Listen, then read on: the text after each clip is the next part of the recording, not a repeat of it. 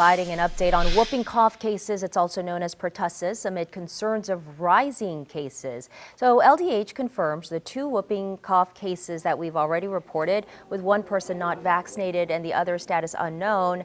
They've reported 75 confirmed exposures, most of which were healthcare workers or their family members. Officials urge people to be mindful of exposing illnesses to others in order to help keep our community safe from harmful diseases. I think we, as a state, we value individual choice.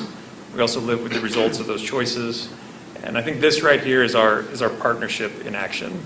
I see our role at the state is to provide clear, evidence-based facts so everyone can keep themselves and their families safe, which in turn keeps your community and our state safe. LDH says catching possible exposures helps prevent countless more cases of whooping cough in Louisiana.